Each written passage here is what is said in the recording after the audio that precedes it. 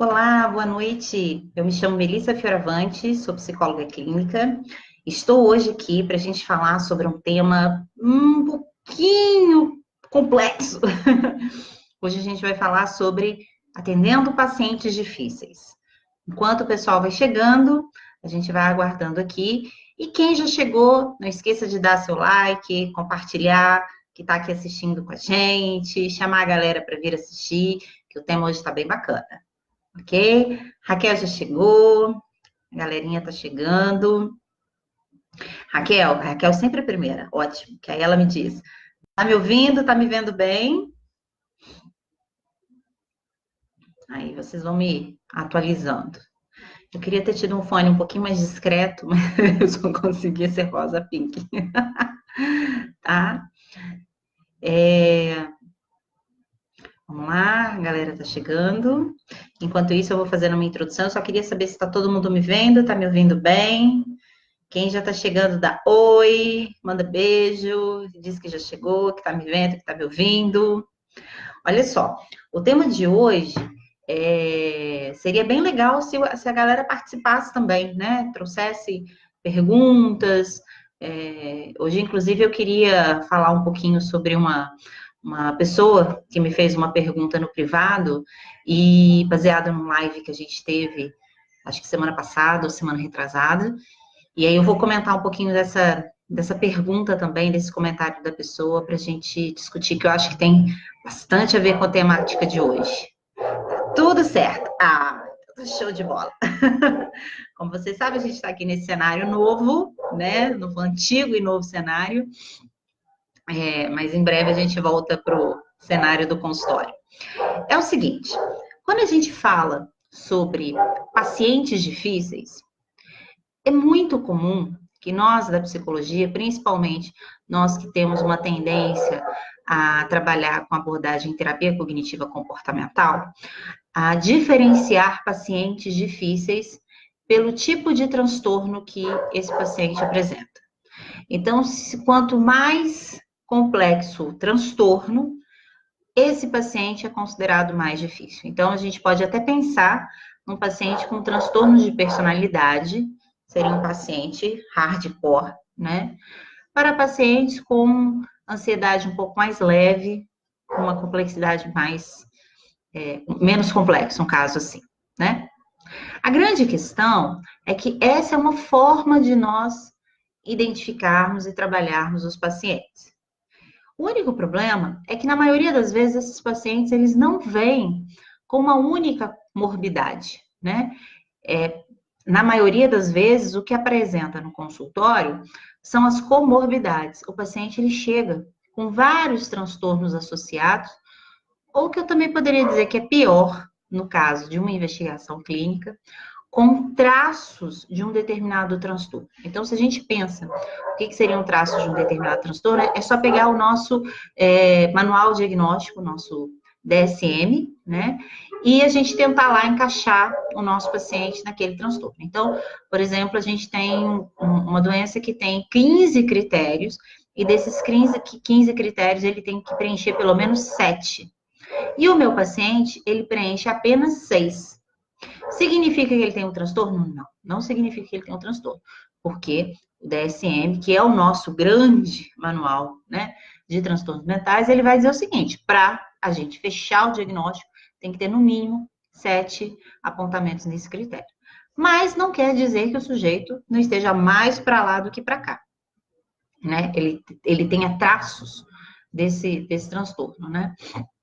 Então, nesse sentido, muitas vezes é muito complicado a gente identificar a dificuldade do paciente pelo tipo de transtorno. Se a gente pegar também o caso de pacientes com transtornos de personalidade, é sabido pela literatura que não só a falta de experiência do profissional, da habilidade, às vezes até o próprio transtorno do paciente, dificulta fechar um diagnóstico. Muitas vezes, o terapeuta já está atendendo aquele paciente há meses, até mesmo um ano, e só então ele começa a apontar a possibilidade desse paciente ter um transtorno de personalidade. Então, a minha sugestão é que a gente possa olhar e identificar que tipos de pacientes são difíceis, principalmente quando a gente olha dentro das abordagens da terapia cognitiva comportamental e as abordagens que fazem parte desse grande escopo das terapias cognitivas, e aí a terapia do esquema ela entra nesse quadro, né, nesse escopo, poderíamos diferenciar 3 pontos. Primeiro, pacientes que têm dificuldade de acessar emoções e pensamentos. Depois a gente vai falar um pouquinho de cada um desses. Segundo, pacientes que têm dificuldade de seguir o protocolo terapêutico. E terceiro, e não menos importante, e aí eu deixei por último, porque eu acho, inclusive, que é o mais importante, pacientes que têm dificuldades na aliança terapêutica / relacionamentos interpessoais. O paciente que tem dificuldade em relacionamentos interpessoais, eu não estou falando de relacionamento amoroso, estou falando do tete-a-tete, de lidar com as pessoas, significa que esse paciente também vai ter dificuldade de lidar com a aliança terapêutica, ok? Bem, a galera tá chegando, a galera tá aqui mandando beijinhos, eu vi beijinhos, eu vi coraçõezinhos, eu vi cara feia, acho que alguém clicou no botão errado, né? Quem já tá chegando aqui, manda um oi nos comentários, tá? Tá todo mundo me ouvindo perfeitamente. Então, vamos lá. Primeiro ponto, né? Quando a gente fala da dificuldade do paciente acessar emoções e pensamentos, é muito importante que a gente reconheça que no Brasil, por muitos anos, a principal visão que se tinha de terapia é o que as pessoas chamam hoje de análise, né? Eu fui para minha análise, eu estive com o meu analista, as pessoas ainda acreditam que o principal, como que se chama? Mobiliário de um consultório de psicologia é um divã, que todo psicólogo tem que ter um divã, né? Porque a visão não só do imaginário popular, mas também, às vezes, até hollywoodiano, né? Dos cinemas, dos filmes, das novelas, é de que o que acontece dentro de uma sessão de terapia é exatamente o que acontece mais ou menos num setting clínico analítico. Bem, só que a gente sabe, enquanto terapeuta cognitivo, que para existir uma mudança no processo terapêutico, é fundamental que o paciente reconheça que muitos dos seus comportamentos disfuncionais, muitas das suas motivações são causadas por pensamentos disfuncionais. E nesse caso, andam em paralelo com esses pensamentos disfuncionais, essas emoções disfuncionais ou essas emoções desagradáveis. Eu não gostaria de chamar de disfuncionais, mas eu gostaria de chamar de desagradáveis. Nesse caso, quando o paciente ele não consegue reconhecer que parte do seu processo de adoecimento, que parte do seu processo, né, de infelicidade com a própria vida, porque um paciente que chega no consultório, gente, ele não está feliz, ele está insatisfeito, tem alguma coisa que está incomodando, né? Mas é muito comum a gente responsabilizar, quando eu falo eu enquanto paciente, o universo, né?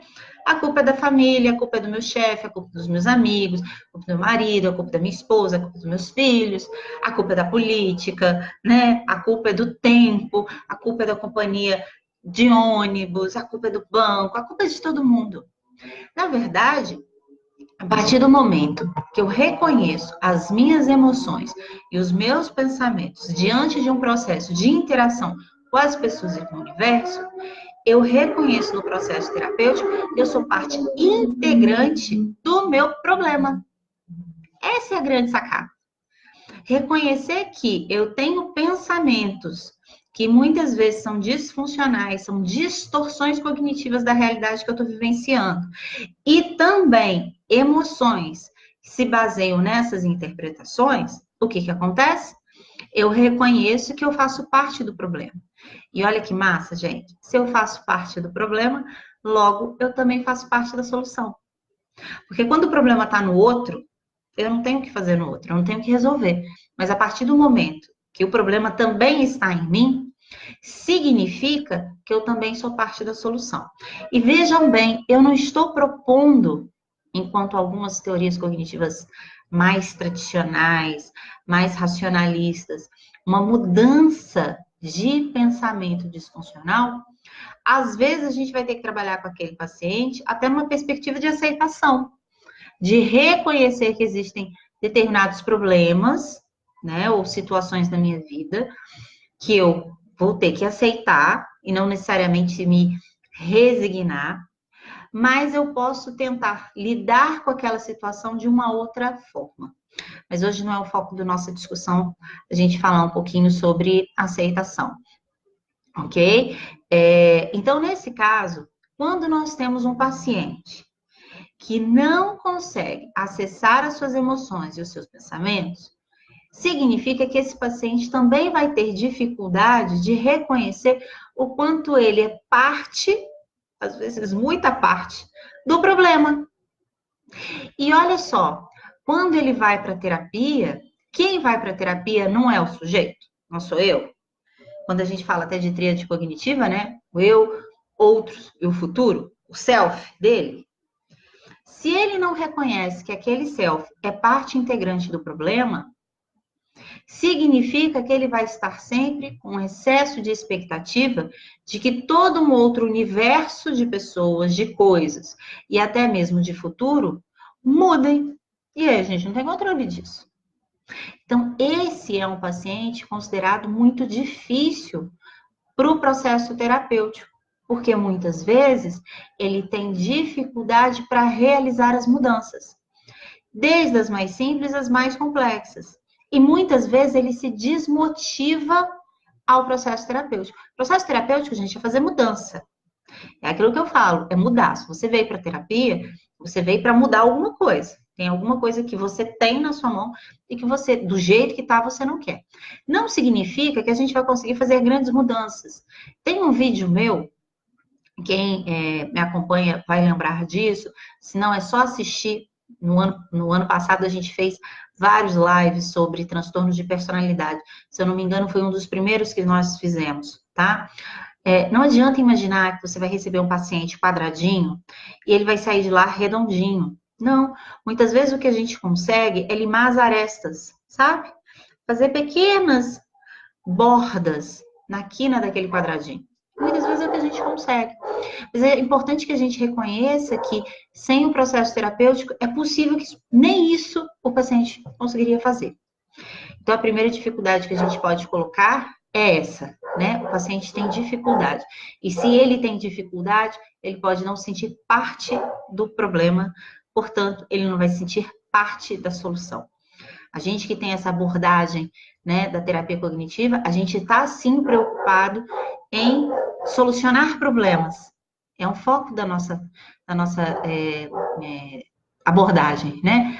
A gente está preocupado, e tanto que uma das primeiras coisas que nós desenvolvemos com o paciente é uma lista de metas. Uma lista de metas nada mais é do que uma lista de problemas que a médio e longo prazo eu pretendo solucionar. Então, nesse sentido, quando eu reconheço que eu não faço parte do problema, eu também não vou fazer parte da solução. E aí, muitas vezes, o terapeuta se sente nadando sozinho. A terapia, ela é uma formação de uma equipe. São duas pessoas remando, né? Num primeiro momento, o terapeuta está remando junto com o paciente. Num segundo momento, ele fica mais como... Ai, gente, tem um nome. Eu não vou lembrar desse nome. Eu acho esse nome bem diferente. Quem lembrar, por favor, escreva aqui, ok? Quando você tem aquela canoa, e aí tem a galera que tá remando, né? E aí tem uma pessoa que tá rema, rema, né? Que vai orientando. Eu não sei o nome daquele. Ele fica com um cone enorme, né? E vai gritando. O terapeuta depois, ele ocupa esse lugar. Ele vai orientando. Até o momento que o terapeuta pula na água, vai nadar e o paciente rema sozinho. O paciente vai sozinho, nadando, boiando, faz o que ele quiser, tá bom? Segundo problema, quando o paciente ele não se adequa ao processo terapêutico, né? Aos procedimentos terapêuticos. Nós, da terapia cognitiva, e inclusive da terapia do esquema, nós temos um procedimento teórico e técnico. Embora as terapias mais integrativas, como a terapia de terceira onda, a terapia do esquema e algumas terapias de terceira onda né, elas sejam mais flexíveis nos seus protocolos, muitos pacientes têm dificuldades de reconhecer o quão importantes são algumas atividades. Exemplo, tarefa de casa. Muitos pacientes são absolutamente procrastinadores com as tarefas de casa. E a procrastinação, como a gente viu, se eu não me engano, no vídeo do live passado, ou no live retrasado, eu não me engano. Essa minha cabeça de maternidade agora me faz fugir do tempo, tá? A procrastinação é uma situação muito séria, em que a gente evita determinadas situações para que algumas emoções não sejam ativadas junto com esses esquemas. Então, deixar de fazer a tarefa de casa não é simplesmente deixar de cumprir uma única atividade. Nós, terapeutas, reconhecemos que a tarefa de casa, ela tem, em primeiro lugar, um ponto importante, que é a relação de continuidade ao longo da semana da terapia. O paciente ele vai na terapia uma vez na semana, mas ele faz terapia todos os dias. Isso é muito importante. Deixa eu repetir essa frase que eu acho muito legal. O paciente ele vai à terapia uma vez por semana, mas ele faz terapia todos os dias. A tarefa de casa, não necessariamente, ela tem que ter atividades diárias, mas ela tem que conectar o paciente com ações, atividades, pensamentos, leituras, vídeos, filmes, que remetem a ele a importância do que está sendo discutido ao longo da semana, ao longo da terapia. Então, a tarefa de casa é um grande exemplo que faz com que o paciente não entenda por que ele tem que cumprir. Mas tarefa de casa, eu tenho que escrever, a minha letra não é bonita, você não vai entender, e se alguém achar? Claro que o terapeuta ele pode ir criando, junto com o paciente, estratégias que deixem ele mais confortável. Por exemplo, eu já tive pacientes em que eram casadas com maridos muito abusivos, em que eles mexiam em tudo, né? Em caderno, em celular, em papel. Então, parte da terapia se discutia essa relação, inclusive essa relação abusiva.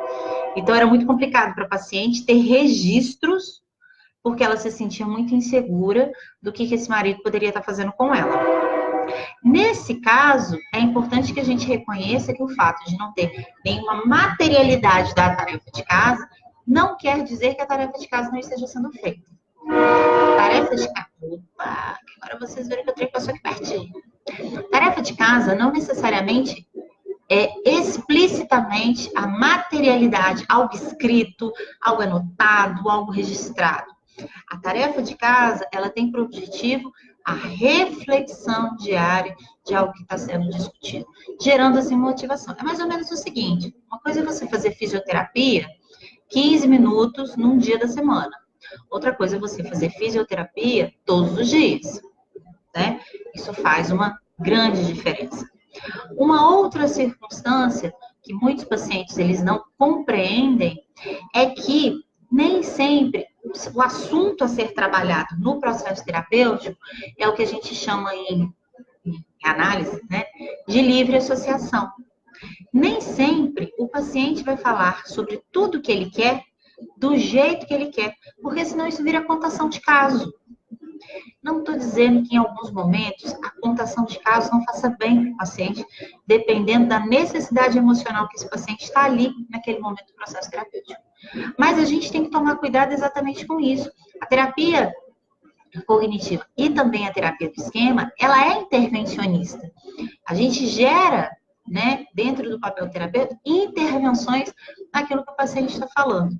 Recentemente, por exemplo, eu fiz uma atividade com uma paciente de vantagens e desvantagens em sessão, né? E que isso não significa que eu virei para o paciente e falei assim, agora nós vamos parar a terapia, porque nós vamos fazer uma técnica da vantagens e desvantagens. Não, gente, não é assim, não é um programa do Google que entra uma pessoa com uma plaquinha, faz alguma... Não é desse jeito, tá?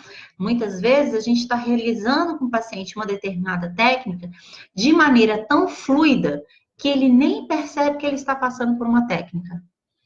O próprio questionamento socrático. Você não vira para o paciente e fala, olha, eu vou fazer algumas interrogações com você, que nós chamamos essas interrogações de questionamento socrático. Eu quero que você consiga, né, através das minhas perguntas, chegar a determinados insights, a determinadas respostas que digam das suas crenças mais centrais ou nucleares. Não, não é assim que a gente fala. A gente vai perguntando para o paciente, né? A gente não usa seta descendente dizendo, olha, agora eu vou usar uma técnica chamada seta descendente. Não, mas ela é intervencionista. Você vai transformando as técnicas ao longo da sessão de maneira fluida, mas ela é intervencionista. Então, a gente não trabalha com associação livre. A gente tem que ter um protocolo. E no início do processo terapêutico, muitos pacientes, eles não conseguem, né, entender que a sessão de terapia, ela tem um começo, meio e fim. E que isso se baseia numa palavrinha, num termo que todo mundo da terapia cognitiva conhece, que é conceitualização cognitiva, que é o nosso roteiro de terapia, né? É o entendimento de maneira geral, construído de maneira orgânica, ou seja, significa que depois de alguns meses eu posso estar trocando até a minha hipótese diagnóstica, mas aquilo ali serve como um roteiro, como um mapa, para que eu consiga pensar no processo terapêutico como um começo, meio e fim. Porque as pessoas que fazem terapia, né, eu falo isso muito, né, o objetivo delas é que num determinado período elas recebam alta. As pessoas vão fazer terapia para ter alta.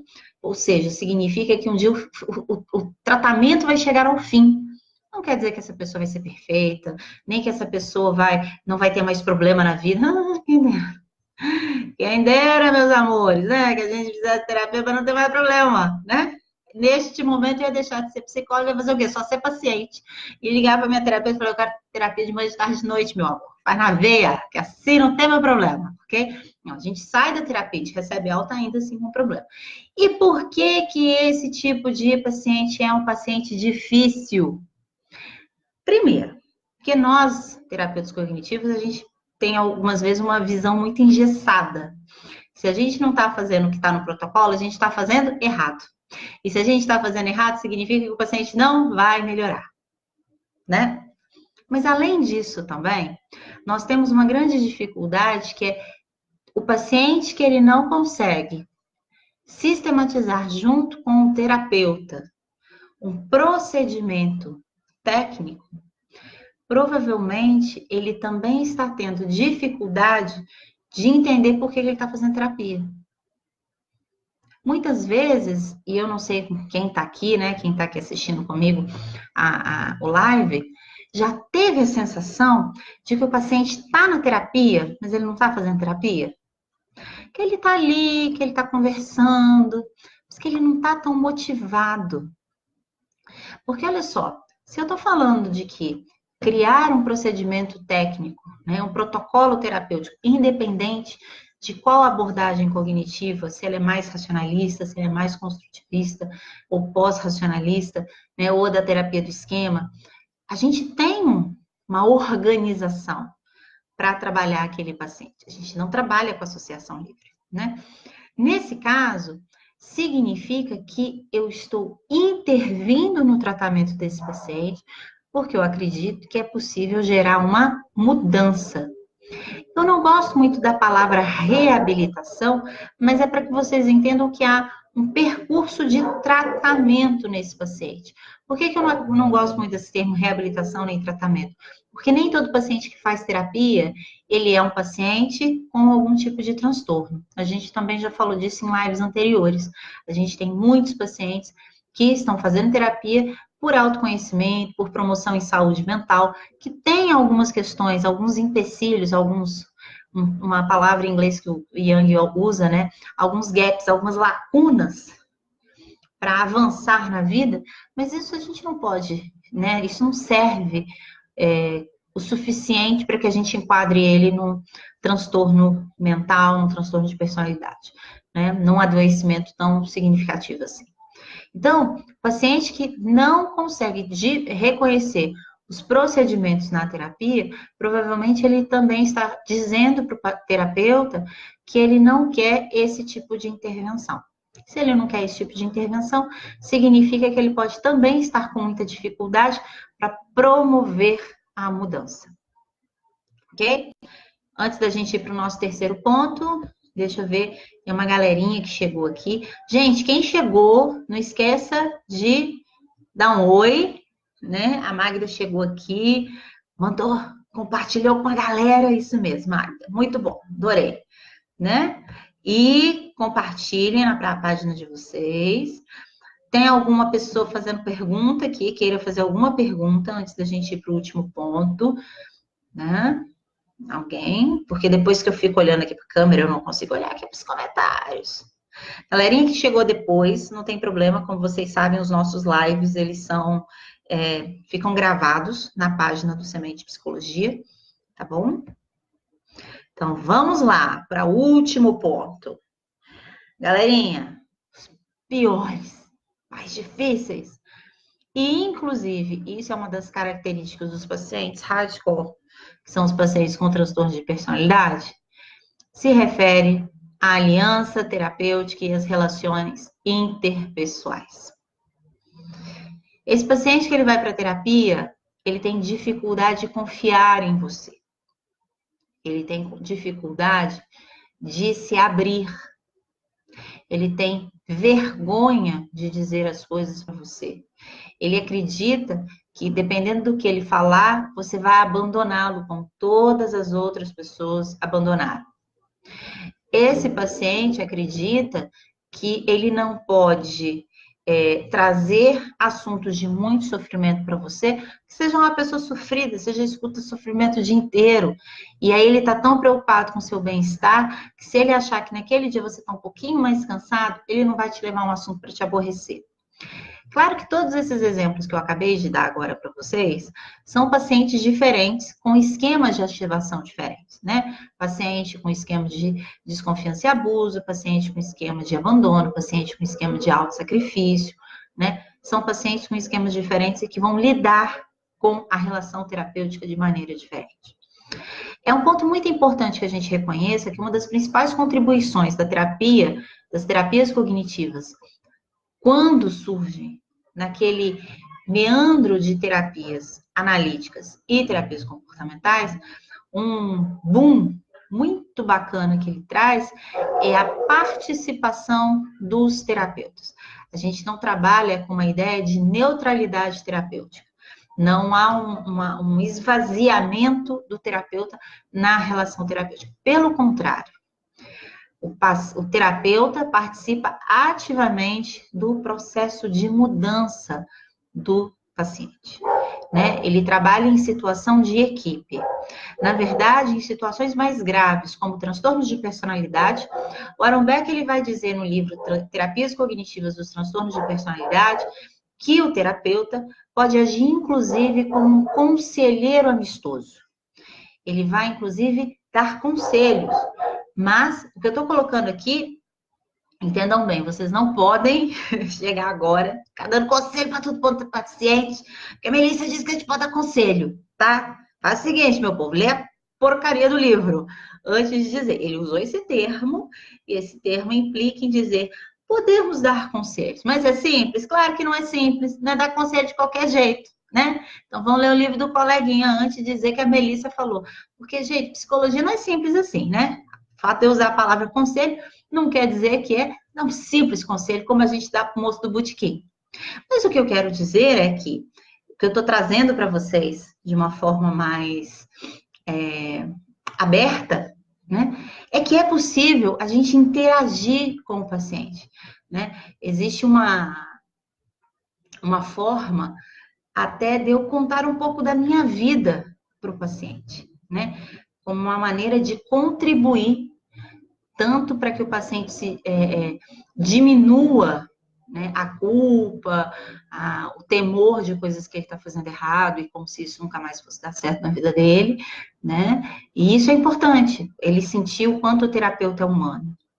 E nesse sentido, reconhecer o terapeuta dentro da sua humanidade, muitas vezes faz com que a relação terapêutica, né, permita gerar comportamentos, né, ações na relação terapêutica que serão generalizadas ou generalizadas em outros relacionamentos do paciente. A terapia do esquema ele vai falar bastante disso, né? Tudo aquilo que acontece entre o terapeuta e o paciente é uma forma da gente. Eu não gosto também dessa palavra, mas hoje eu tô ruim de palavras, meus amores. Uma noite mal dormida com o bebê faz a gente ficar sem palavras durante o dia. Tá? Mas tô tentando, não é essa palavra que eu queria, não. Mas treinar o paciente para novas circunstâncias, novas situações, né? Então, por exemplo, um paciente ele tem que fazer uma crítica, né? Ficar chateado porque ele marcou um compromisso com uma pessoa e a pessoa atrasou meia hora. Bem, curiosamente, há 3 semanas atrás, você, enquanto terapeuta, você também atrasou 20 minutos para atender o seu paciente. Vocês podem usar essa situação para conversar sobre isso. Olha, é interessante você estar me dizendo isso. Há 3 sessões atrás, eu atrasei com você 20 minutos. O que isso significou para você? Não, mas eu entendi. Mas estranho, você entendeu mesmo? Se você está entendendo, e aí você trabalhar isso na relação terapêutica, ajuda a você desmistificar, descatastrofizar e até mesmo ativar determinados esquemas do paciente. Algumas vezes a raiva. Lembra no início do nosso vídeo que eu comentei com vocês que eu tive um comentário bem bacana de uma pessoa que me fez uma pergunta no direct, ou no message, foi no message, perguntando, Melissa, ok, o paciente, né, você falou a respeito do contrato terapêutico, se eu não me engano, que o paciente deve ser avisado, né, que ele vai faltar, se ele faltar sem avisar, ele vai ser cobrado a sessão, mas eu faço isso mesmo que isso signifique que ele fique com raiva de mim? Ai, gente, é uma coisa muito importante que vocês reconheçam. O paciente vai ficar com raiva de vocês em vários momentos no processo terapêutico. E da onde vocês tiraram, meu filho, que o paciente não pode ficar com raiva de vocês? Quem diz que raiva também não é uma emoção que tem que ser vivida na relação terapêutica? Pode ser vivida tristeza, pode ser vivida alegria, pode ser vivida saudade, pode ser vivida frustração. A raiva não. Raiva não pode. Então, a raiva, ela também tem que ser vivenciada e também tem que ser trabalhada. E aí, o que, na verdade, a gente tem que pensar é exatamente isso, por exemplo. Então, você pega um paciente. E aí, por que eu estou usando esse exemplo? Porque isso está diretamente relacionado na aliança terapêutica. No início do processo terapêutico, eu faço um contrato, né? Olha, a terapia funciona assim, o valor é dessa forma, a gente vai se encontrar tantas vezes, você pode fazer contato comigo pelo WhatsApp, pipipi, né? A gente faz um enquadramento terapêutico, contrato terapêutico. E quando você faltar, eu peço que você me avise com 24 horas de antecedência, né? Porque senão a sessão será cobrada. Esse tempo que eu fico ocioso, eu deixo de estar atendendo um outro paciente, eu deixo de ter determinados compromissos, e isso é um pouco prejudicial. Ok? Ok. Claro, meu povo, que eu não levo isso a ferro e fogo. Vocês também têm que parar com essa coisa de ferro e fogo. Todo paciente que falta, você fala. Não, você vai entender a dinâmica desse paciente. Agora, vamos imaginar que, vamos lá, o paciente faltou, né? Ai, choveu, ou eu tô com dor de cabeça, não tô querendo ir, né? Ai, hoje eu não tô muito disposta a ir para terapia, hoje eu não tô muito afim de conversar, né? E aí a pessoa avisa 3 horas antes da sessão dela, ok? Eu já fiz isso muito na minha terapia. Tava 15 minutos. Ai, hoje eu não tô bem, tô com dor de barriga, sei lá, dor de cabeça, dor no pé, né? Qualquer coisa. Avisando 15 minutos. Ok, mas aquela sessão está sendo cobrada, né? Quando o paciente, ele fica com raiva, a primeira coisa que a gente tem que pensar é o que foi acionado nesse paciente, se ele sabia do combinado. É muito comum se a gente olhar para esse paciente pela terapia do esquema, que provavelmente ele tem um esquema de desconfiança e abuso. Ele está se sentindo prejudicado, abusado, né, pelo terapeuta. Ele está se sentindo injustiçado pelo terapeuta. Que de alguma forma esse terapeuta não reconheceu as necessidades emocionais. Bem, se esse esquema está sendo ativado E para a terapia do esquema, o que a gente quer é que esses esquemas sejam ativados, inclusive em terapia, para a gente discutir, esse paciente precisa ficar com raiva. E se vocês acreditam que esse paciente ficando com raiva, isso vai ser um problema para vocês, aí a gente vai fazer um bônus agora para quem acompanhou a gente até agora. Meus amores, um grande problema de pacientes difíceis são quando vocês acham que eles são difíceis, porque os seus esquemas estão ativados. Quando vocês têm medo de um paciente ficar chateado, com raiva, magoado, vocês podem ter certeza que é o esquema de vocês que está sendo ativado nessa terapia.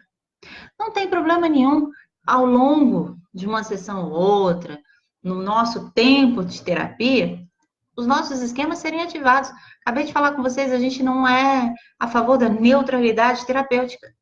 A questão é a gente estar atento quando o nosso esquema está sendo ativado e de que maneira isso pode prejudicar um paciente.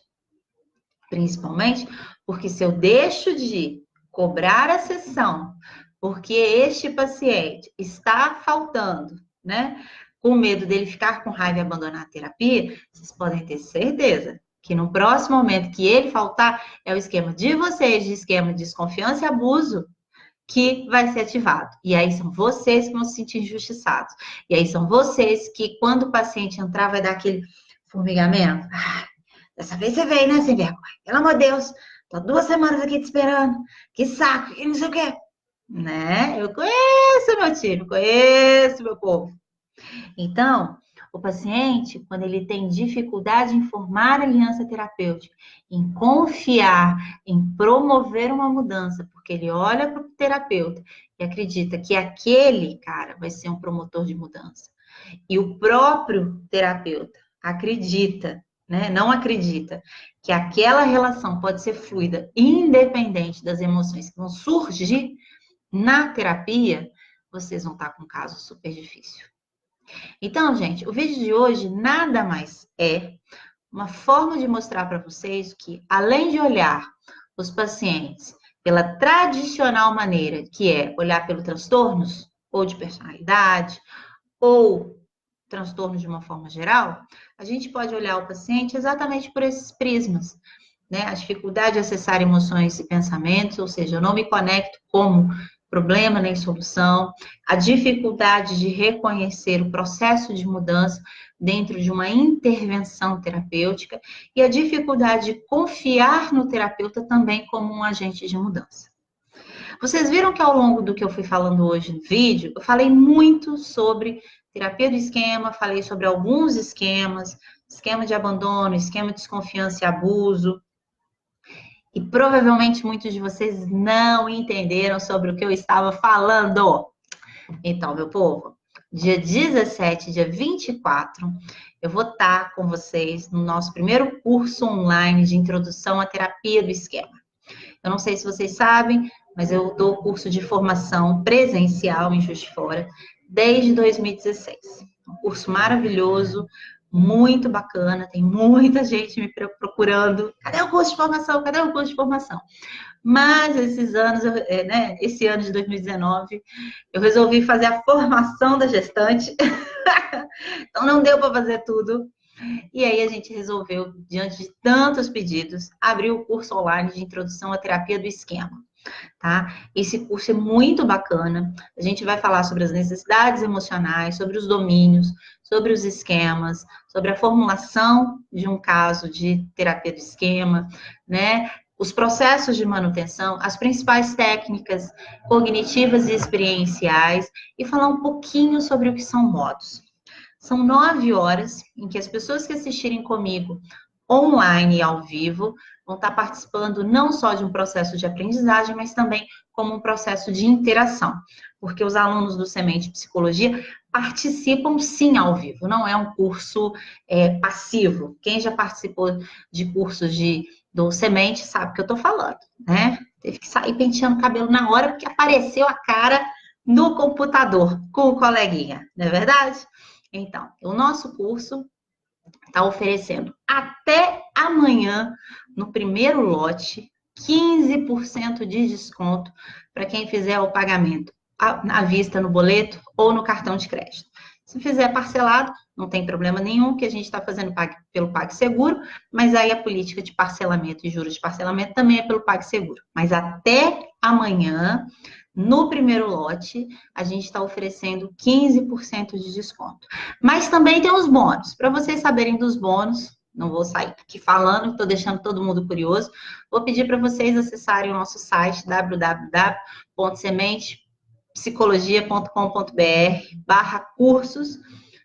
Entra lá no link, Introdução à Terapia do Esquema, dá uma olhadinha na ementa. Conheça, inclusive lá tem um videozinho no YouTube que eu vou explicando para vocês mais ou menos como é que funciona o nosso curso, ok? Não percam essa oportunidade. Melissa, eu não posso assistir parte da aula, eu não posso assistir todo modo. Não tem problema nenhum. Compra o curso com os 15% de desconto, porque todas as nossas aulas são gravadas. E aí o nosso aluno recebe um link exclusivo para assistir as aulas e também tem direito a todos os bônus. Um dos bônus que eu posso contar aqui para vocês é fazer parte de um grupo de WhatsApp, em que a gente tem todos os alunos e eu, para que a gente possa tirar todas as dúvidas das aulas, compartilhar material, discutir coisas a respeito de terapia do esquema e melhorar a relação profissional de vocês, melhorando o network também, tá bom? Gente, foi ótimo estar aqui com vocês, foi muito, muito, muito bom. Semana que vem, a gente tem mais um live, né? Pré-curso, sábado a gente vai ter o curso, né? Teve uma galerinha que chegou agora, não tem problema, gente. Quem chegou agora, eu vou dar tchau para vocês, vocês vão lá, assim que eu terminar de compartilhar o vídeo, vocês vão lá em vídeos do Semente Psicologia, assistam a gravação, a reprise desse vídeo, tá bom? Um grande beijo e até semana que vem. Tchau!